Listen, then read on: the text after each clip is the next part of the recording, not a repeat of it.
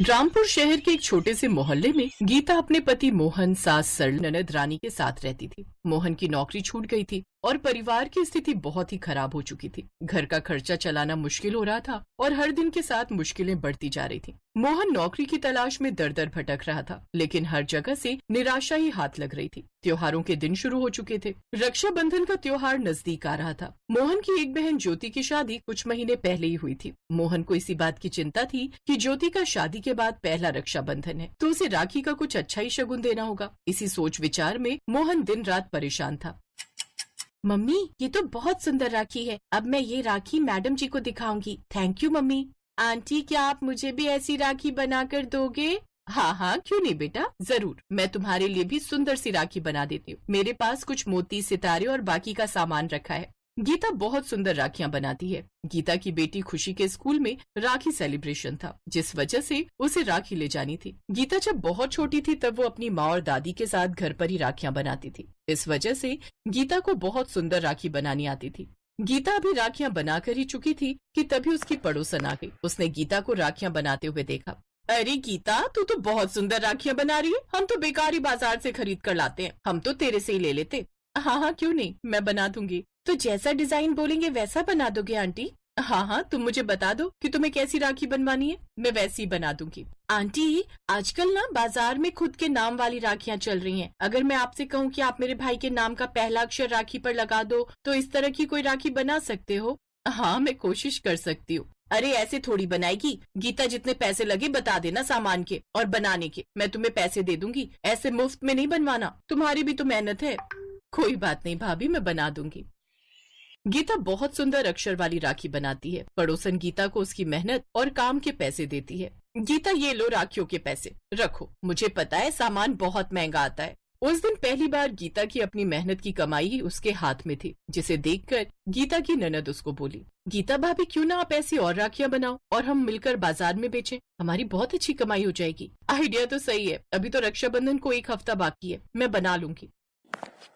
मतलब अब घर की बहू को बाजार में घूमते हुए राखियां बेचते हुए पूरा मोहल्ला देखे और बातें बनाए, अच्छा लगता है भला? माँ, भाभी अकेले थोड़ी है, मैं भी उनका साथ दे रही हूँ। और आप तो जानती हो भैया का काम इतना है नहीं। ज्योति दीदी ने भी रक्षाबंधन पर घर आना है, घर में पैसों की जरूरत होगी। मैंने तो सोच लिया है, मैं और भाभी मिलकर बाजार में राखियां बेचेंगे। माँ जी, हमारे पास और कोई चारा नहीं है, हमें कुछ न कुछ तो करना ही होगा। वैसे भी ये 2-3 दिन के लिए अपनी दोस्त के पास गए हैं कि शायद वहाँ कोई काम मिल जाए। अगर वहाँ इनको काम नहीं मिला तो भी तो घर का खर्चा निकालने के लिए हमें कुछ तो करना ही है ना, तो यही सही। गीता ने अपनी सास को समझाया और अगले ही दिन से काम शुरू कर दिया। वो मेहनत से डिजाइन सोचती, धागे और मोती जुटाती और सुंदर राखियां बनाती। उसकी ननद रानी भी उसकी मदद करने लगी। उनके पास कई तरह की राखियां बन चुकी थी, कुछ पारंपरिक, कुछ आधुनिक नाम वाली और कुछ बच्चों के लिए। राखियां बनाने में तो गीता सफल हो गई, पर अगले दिन अचानक मौसम खराब हो गया और तेज बारिश होने लगी। लो, हो गए ना सारे पैसे खराब। अब ये राखियां क्या करोगी तुम दोनों? बाहर बारिश इतनी ज्यादा है, सड़कों पर पानी भरा हुआ है, क्या फायदा होगा अब तुम्हारा?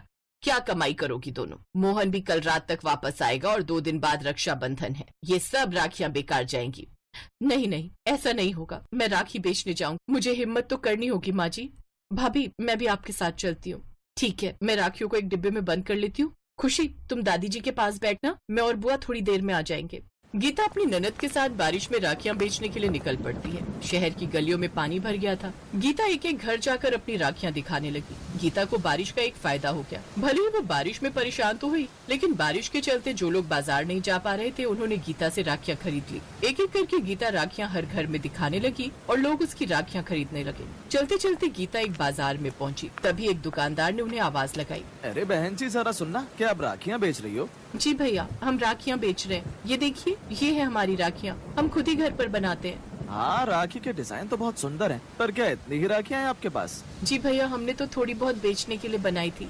ऐसा है बहन जी, मेरा माल आना था राखी का, क्योंकि पहले वाला माल सारा बिक चुका था। अब बारिश की वजह से पीछे से माल रुक गया, जिससे मुझे पैसे वापस मिल गए। अब बारिश के चलते मेरा दूसरी जगह माल लेने जाना नहीं हो पा रहा। सड़कों का देखो कितना बुरा हाल है, कहीं भी माल आना जाना बिल्कुल बंद हो गया है। आसपास जितने भी दुकानदार हैं, उनके पास राखी का स्टॉक है, पर मेरी दुकान पर नहीं है। और मुझे 2 दिन में राखी बेचनी है, यही कमाई का समय है। पर ये तो बहुत कम है, क्या मेरे लिए और राखियाँ बना कर दे सकती हो? शाम तक मैं एडवांस पैसे दे दूंगा। शाम तक ऑर्डर पर? हाँ, मैं एडवांस पैसे दे देता हूँ। आप अपने आप माल खरीदो और अपने आप बनाकर दो, सब जिम्मेदारी आपकी है। ठीक है भैया जी, मैं आपको आज शाम तो नहीं, रात तक सारी राखियाँ बनाकर दे दूंगी। अभी सुबह के 11 हैं, रात के 9 बजे तक दे दो। ठीक है भैया जी, हम आपको 9 बजे तक सारी राखियाँ बनाकर दे देंगे। दुकानदार गीता को एडवांस रुपए दे देता है। गीता को ये बहुत बड़ा ऑर्डर मिला था। वो अपनी ननद के साथ जब घर पहुंचती है तो मोहन वापस आ चुका था। उसे भी सारी बात पता चलती है तो वो भी अपनी पत्नी का सहयोग करता है। इतने बड़े ऑर्डर का नाम सुनकर सास भी उत्साहित हो जाती है और वो भी उनकी मदद करने लगती है। और फिर सबके प्रयास से गीता बहुत बढ़िया राखियां बनाकर मोहन के साथ ऑर्डर देने के लिए जाती है। बारिश में भी गीता और मोहन अपना काम करते रहे।